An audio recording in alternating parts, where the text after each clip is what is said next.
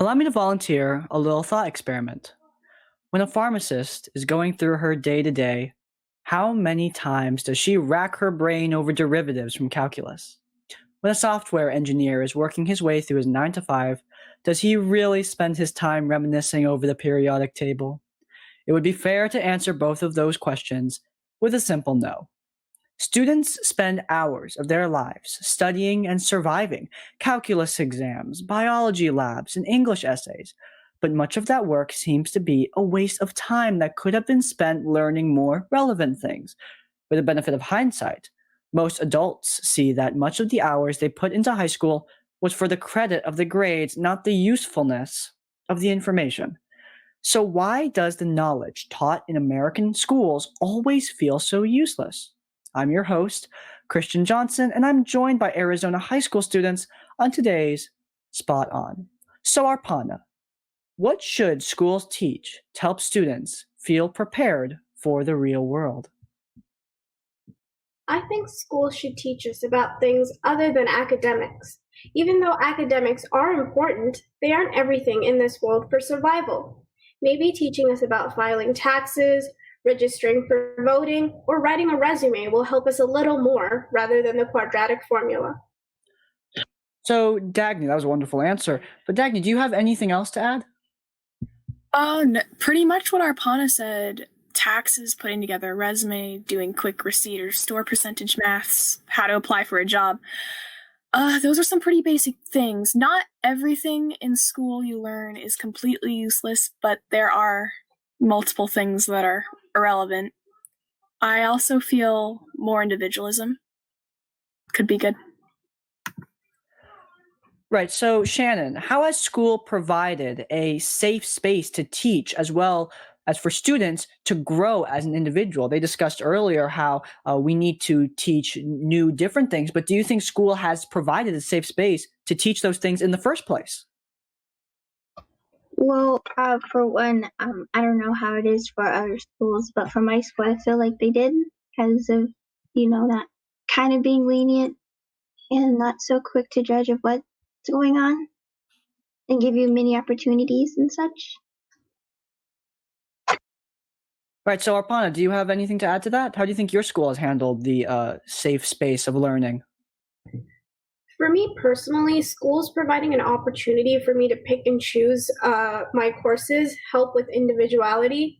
My school giving me the liberty to choose my classes help with my decision making. So later on in college, I can also face critical situations and use my judgment to the best. So Jamal, we've talked a lot about the issues with the education system and like providing a safe space and what we should learn, but I mean, we need change in order to fix those problems. So if our education system were to change, do you feel like Common Core, the core subjects taught to especially younger students, should stay? Yes, I feel like Common Core is a very big and important thing about our education system. It gives us this the standard that we have to meet so we can progress to the next grade or level. Anyway, you would say, but and that's a very important thing to me especially because I find it very hard to show progress without reaching a certain point, and the Common Core kind of gives me that point to reach. And without Common Core, I feel like we would have like situations where people haven't learned things they need to learn, and they would just continue through their high school or like middle school years, and then like for example like multiplication or subtraction or addition, they would just not learn it back in like for fourth, fifth grade, and then they would just continue like through high school, maybe even college if it's that bad, and that would just be very unfair to them because now at this point the school is failing them because it's supposed to be a place where they can learn these basic life things where once they go out the world they're not going to be completely clueless like just like babies that were born yesterday. So Common Core, personally, I feel like is a very important thing and should stay even to school exchange. So, Carl, do you agree that Common Core should stay in the education system even after the change? Absolutely. I couldn't agree with Jamal more in saying that the Common Core should definitely stay a part of the standard curriculum and be held up as sort of an academic standard, so to speak. I would say that it's at such a basic level, like during those 4th to 6th grade years, it contains information about like multiplication or sentence structure or grammar. And it's at such a basic level that I feel it would be hard for any human being without that sort of basic knowledge to be successful in today's day and age. You have to have those communication skills. You have to be able to know what 4 times 5 is on tap. You might not necessarily need the quadratic equation you get from high school, but you are going to need that basic math understanding and I guess the core of all of the other classes, because that's what they all stem from, is sort of this basic understanding that you learn in your elementary years. So Logan, we have a bit of a consensus here. Do you have a difference of opinion, or are you going to agree with Carl and Jamal? I do agree with both Carl and Jamal.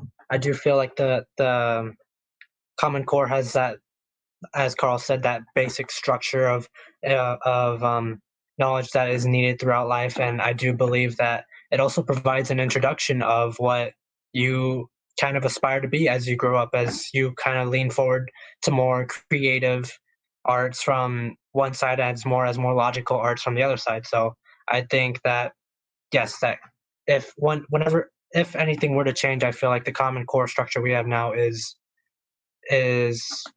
how you say needed. Right. One issue with we've pretty much agreed that this core system, these core topics taught, especially to younger students, is generally a good thing. But one thing that should be addressed is that while we are talking about flaws in the education system, one flaw with these core concepts is they're not taught to everybody. One thing that needs to be improved in the general American education system is availability. While a lot of things are useless, this useful information needs to be taught. There are millions of students throughout the nation that just don't have this opportunity to learn. And as a lot of people have said, as all 3 of the guests have said, this is very important information, and not having that is a real detriment in your future. So that's one criticism of the American education system, is just availability. Anyway, Jamal, when does the responsibility of students learning life skills like paying taxes or paying mortgage fall on parents? I mean, if there isn't availability for schools to teach that, do you think it's on the parents to teach paying taxes or paying a mortgage? I feel like it should first be on the parents before it goes to the schools. So, like, if your parents are in a situation where they have time and they have time to spare for you to teach you these skills, I feel like they should. And it shouldn't just be put off to like, oh, the school's going to teach them. I don't have to do anything. Because now you're just putting too much on the school. While like you already, like in some places they even have schools. They even have the school give you like your driving test or license or permit. So I feel like putting all this responsibility on schools alone is very unfair. And like parents should like to have this base responsibility of teaching their kids some life skills like taxes or pay mortgage. But like it shouldn't, if the parents are incapable or just they don't know, or they just don't have the time, or just they aren't able to, then I feel like the school can pick up on their slack, not slack, but like just they can be the one to stand up and teach the kids. Shannon, do you agree with Jamal on whether or not parents should have the responsibility of teaching their kids the skills they'll need as an adult? Yes, I agree, but it also could be up with the school. Well, as Jamal said, they have a lot, but with JRTC, they offer that kind of stuff, from what I hear. Yeah, absolutely. Dagny, describe the difference between homeschooling and going to school in person. And has one had a bigger impact on you preparing for your future? I understand that you did both. So which one do you think is better? Yeah, totally. I was homeschooled for a couple years in middle school, and generally I feel like the main difference between homeschooling and public school is the control. Homeschooling, where you're often taught by your parents, or you take online classes of your choosing, or even teach yourself what you believe you need to know, holds a lot more freedom than public school, and can be customized to students' individual interests and needs. With Public school, on the other hand, you have to stick to a strict curriculum in an academic environment that you don't have control over. Though it does ensure a foundation of well-rounded topics and knowledge, useful or not, that's aligned to the National College Prep Standard, and that's important. I feel like in the end, it really comes down to what type of person or student you are and what your path is after high school. Because if you're more college based, it can come what you want to learn, Right. Yeah. Jamal, do you have anything to add to that? Do you also think that, what do you think about homeschooling and going to school in person? So I do agree with Dagny to a point, I guess. That like you do have this homeschool is a control variable, giving you like more choices, giving you more variety of choices to choose from, and like what you want to learn, how you want to learn, and such. But I feel like the trade off for that, like the social aspects you lose from that when you don't go to normal public school is not worth it, because like these social skills that you build in middle school and high school, I feel like are very important for life. Like just being able to, because personally, like when I first started going to public school after I was homeschooled, it was very hard for me to build these communication skills. Because that was like one of the first times I'm like seeing like groups of people together, like in these places, we're all going through this common core, I guess.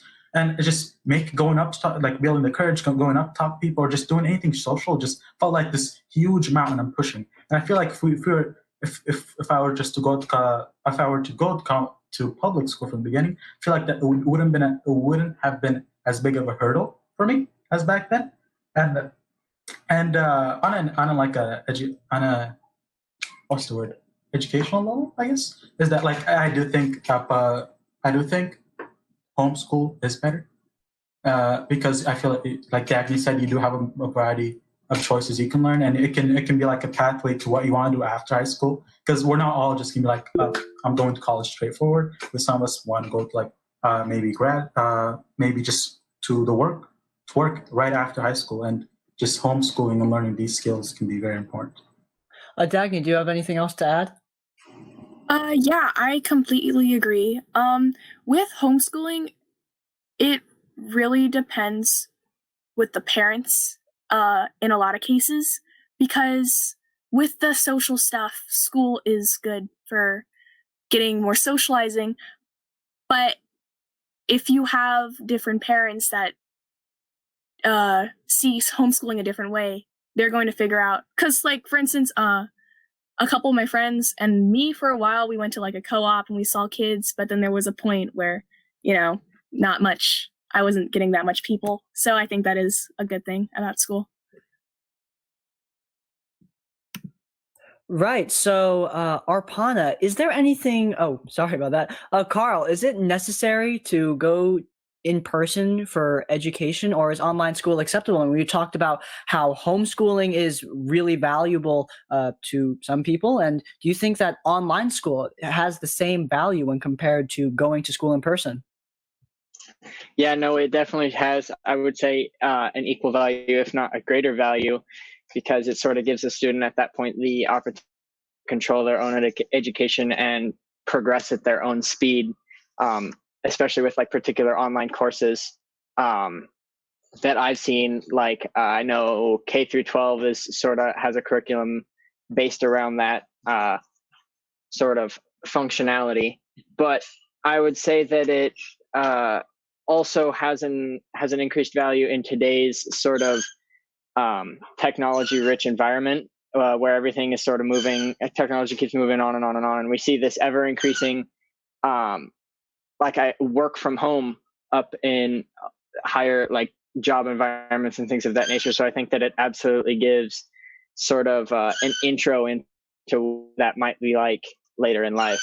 So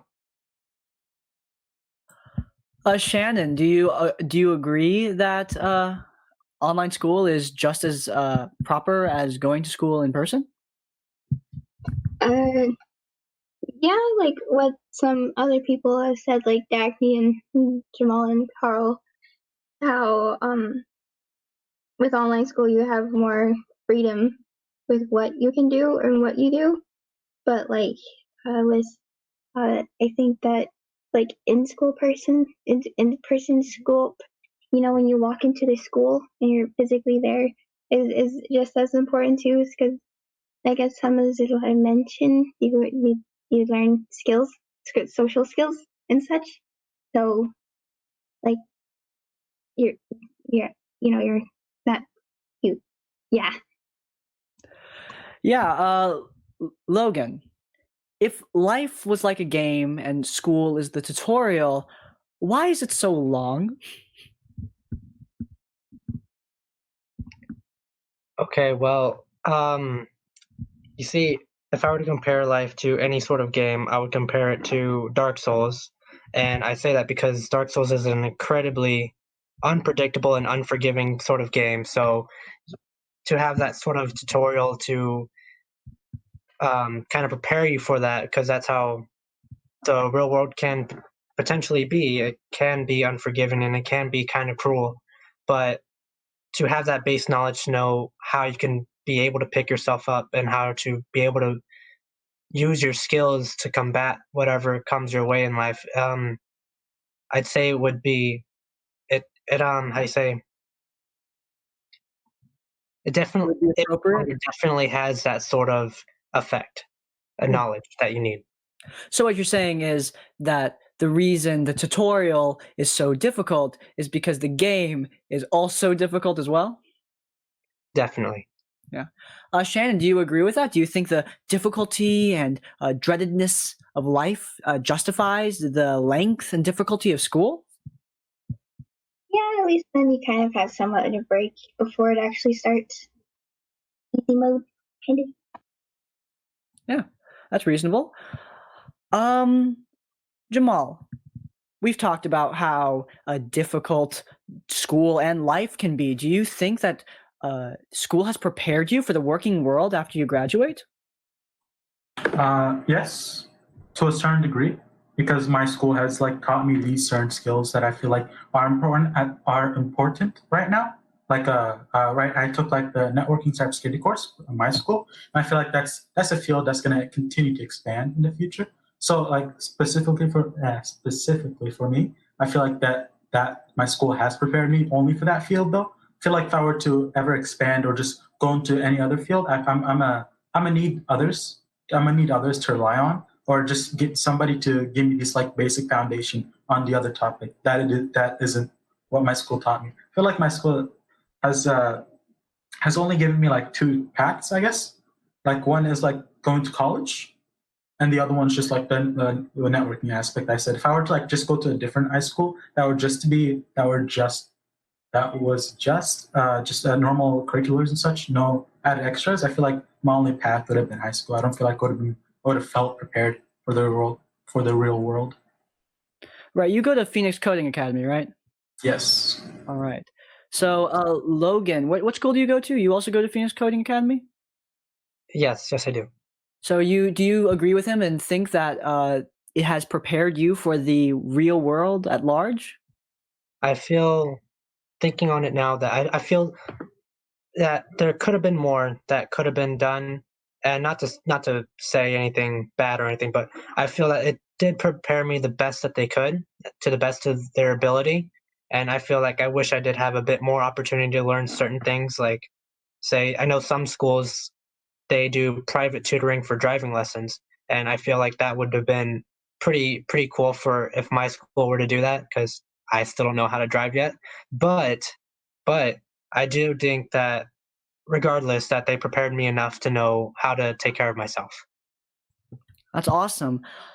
Dagny, we've discussed all the problems and some of the benefits of the school system, but I mean, clearly some things need fixing. If we were to fix the school system, where would you start?